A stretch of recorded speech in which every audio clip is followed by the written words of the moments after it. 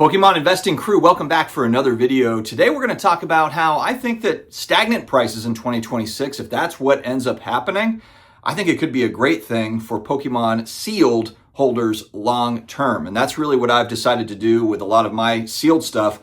I'm not a flipper of it. I'm not looking to buy and sell every 30 days or 60 days or 6 months. I'm not really trying to play that game. I've decided, hey, look, this is something that I believe in over a long period of time. These items have a great track record, and it is the highest selling IP on the planet. That is Pokemon. And what's funny is Pokemon cards, trading cards, being a small part of the overall pie that the Pokemon company makes when compared to video games and plush toys and all this other stuff that they've got for Pokemon. So I've decided, yes, I am a buyer into this stuff. I don't know how many more years I'm going to buy in, but really what I'm looking for and I'm kind of hoping for in 2026 is a really stagnant market, because I'm not really looking at the 30th anniversary is talked about so much, such a focus, like, man, it's either like a boom or maybe it's a decline or whatever. I really don't care about 30th anniversary.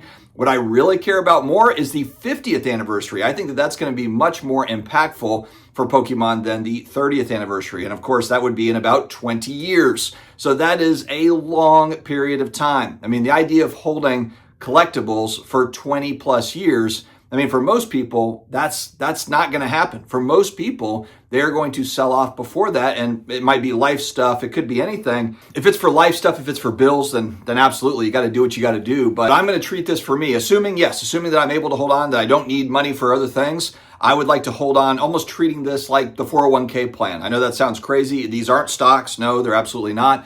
But I'm talking about just as far as holding goes. You know, your 401k, your IRA, you have to wait till you're 59 and a half, at least in the US, to be able to take it out without penalty. That's kind of where I'm at with this stuff. I'm about to turn 45. So, 15 years, that sounds like a good number to kind of hold on to it, see what it looks like, when I'm in my 60s. I think that would be fun. There are no guarantees, of course, with collectibles or with Pokemon. People might say like, well, yeah, but it might not be the highest grossing IP, as far as sales and revenue goes in 15, 20 years. That's true. It might not be number one. Star Wars used to be number one, and then Pokemon took it over. It might not be number one, but does it need to be number one? I think that it's got such momentum and a history there of people buying, holding, trading, the trading cards, and then the singles market, and then the impact that third-party grading has had on the space. And speaking of third-party grading, I do have a bunch of promo codes to share with you all if you are interested in discounts. I'll put them up here on the screen, but first-time PSA submitters, $25 off that first submission with the SCD25 promo code. If you need slab mags, I've got a code for that. If you need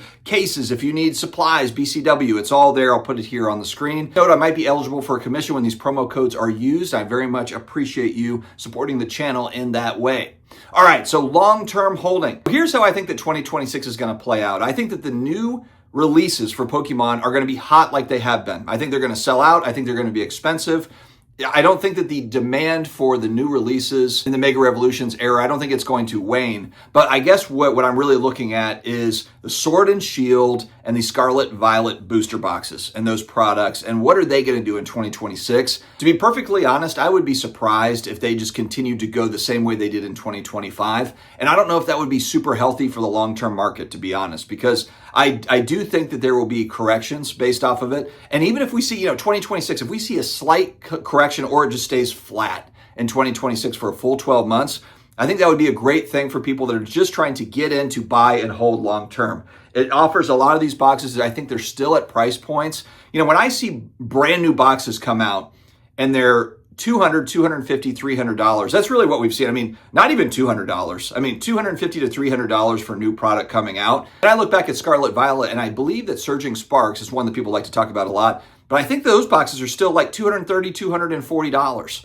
So Surging Sparks, which is, obviously it's aged a little bit. It's not old, but it's aged some compared to the brand new product where they're still going to reprint and all of that good stuff. I'm a buyer on Scarlet Violet and Sword Shield. I did see something that PokeNE came out with. He put out a video right here, right down the road from me in North Carolina. The printing company for the Pokemon company, I think they just took out a brand new lease or they expanded on, their printing capabilities. So the thought there is, if people are speculating on that is, are there going to be 20, 30 billion cards printed a year from the Pokemon company moving forward? Are the 10 billion cards a year, which I think, you think it's like, my God, that's crazy. That's a crazy amount of cards. Are those print numbers going to look small compared to the future print runs for Pokemon cards? That is a huge question. And then you take that logic and you look back at, some of the early 2020 sets, the Sword and Shield stuff, where they printed 3 billion cards in those couple of years, and then go further back to Sun and Moon, where they printed a fraction of that and back. So could that be a catalyst for just older stuff just naturally being more expensive? Could it be a catalyst? Because look, if they're just printing more and demand stays high, if 20, 30 billion cards a year, which sounds insane, that the demand would be there for 20 to 30 billion cards a year to print, could that happen moving forward? I think that the answer is yes, it could happen. Now, will it sell? Will the demand stay for those cards? And if it doesn't stay, then what happens to prices? People are like, there will never be $70, $80, $90 booster boxes anymore. The way that could happen is in a couple years, if they're printing 30 billion cards a year, and then all of a sudden, global recession or, some sort of just demand retreats on Pokemon cards, and they've printed all that stuff.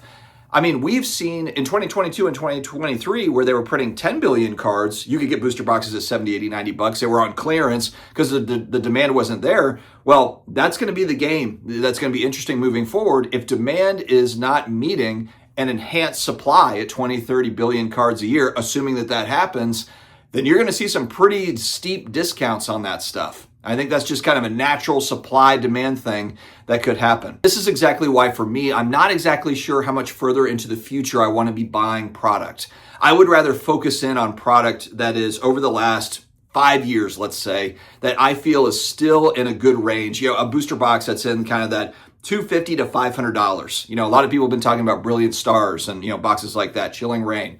$200 to $500 is kind of my wheelhouse, and just trying to stack as much of that as I can, and just trying to strategize as to which sets do I think are going to be popular compared to print runs, compared to kind of price point, all the other factors, and making decisions based off of that. And that's what's fun, I guess, about this Pokemon investing in quotation marks. Really, it's Pokemon speculation.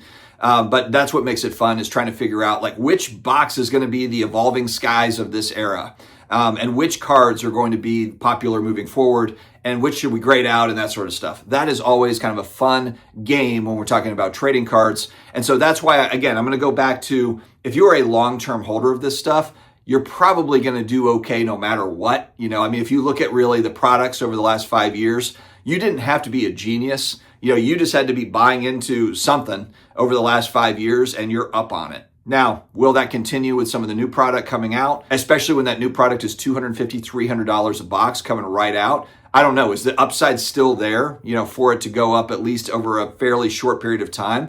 Or at $250, $300 a box, does it kind of sit in that range for years? That's something that we're going to have to find out. Friends, have an amazing day ahead. Stay healthy, stay awesome, and I'll talk to you again later.